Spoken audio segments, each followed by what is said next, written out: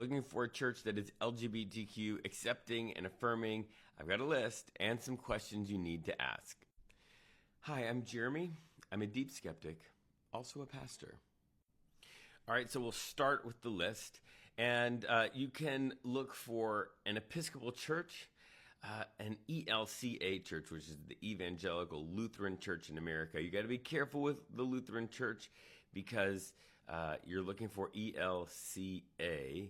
The PCUSA, which is the Presbyterian Church USA, can also look for Unitarian Universalist Association of Churches and the United Church of Christ. Those are the ones that seem to be the most affirming.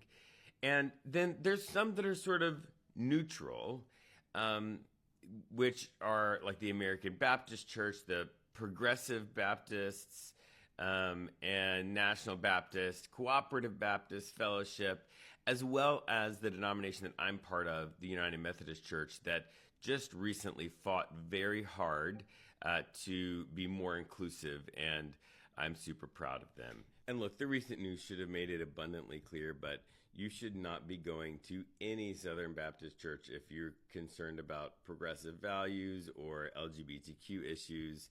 Like, it's just not the place for you. And if you find a church that just says plain Baptist, like so-and-so Baptist church, is probably a Southern Baptist church. So, steer clear. Also, non-denominational churches are generally much more conservative and often very Pentecostal, as well as not LGBTQ affirming. So if they don't have a denomination, steer clear. But, if it's right next door to your house and it's easy to walk to, you might as well set up an appointment with the pastor and ask those questions. I don't mean ask them of a random person. I mean that you need to find a pastor and ask these questions. Here are the questions. Number one, will you, specifically as a pastor, marry LGBTQ people to each other? In some denominations, even the pastor has their own sort of ability to decide who they marry. And if that's the case, if it's not what you're looking for, you need to go. And if the pastor says, I'm sorry, I don't do that personally out of conscience or whatever, that pastor is not progressive, on LGBTQ issues. And if that's important to you, you need to leave. The second thing you need to ask the pastor is, does your denomination allow that to happen, right? Does your denomination allow LGBTQ people to be married? But that's not it. That's not enough.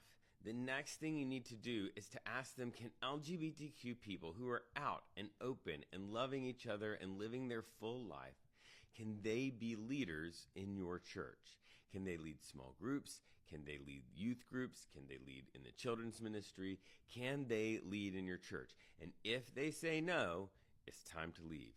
That's especially because that is indicative of a church that is only sort of paying lip service to it, and they actually don't understand LGBTQ people, the LGBTQ community, anything like that.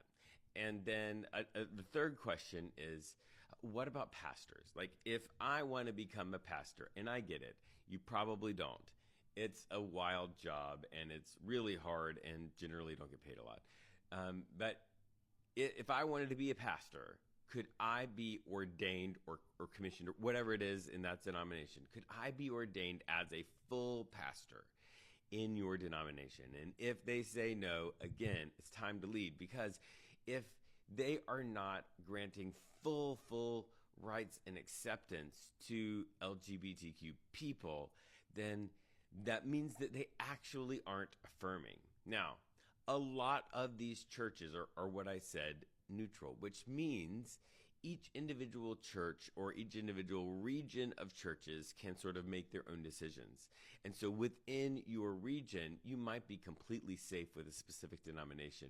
And so it's really important. It's really important when you go to a church and you're looking for one that is more progressive and more affirming, to ask them those questions.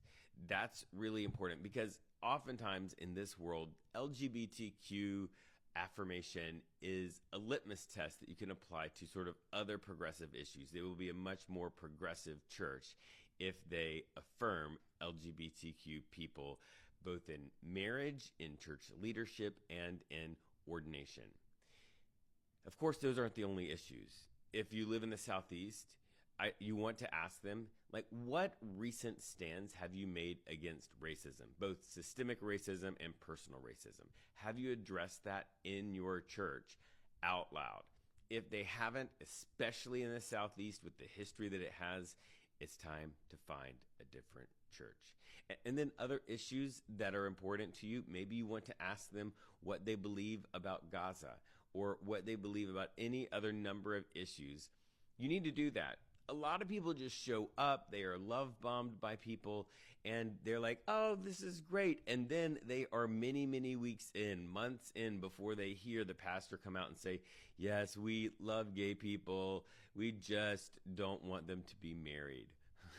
Or we love queer people, but we don't allow them in our leadership because of obvious reasons, which I've actually heard I've heard recordings of pastors that are saying that, and I'm like, what are you talking about? You were implying some of the worst stereotypes.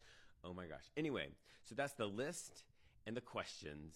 I hope it helps. And if you're looking for like a network that I personally trust to like be a locator for you on a map, I really trust the Reconciling Ministries Network, RM Network, and Reconciling Ministries Network. You can go in there. There's a church locator, and I really trust them. They vet churches. Churches have to form a welcoming statement.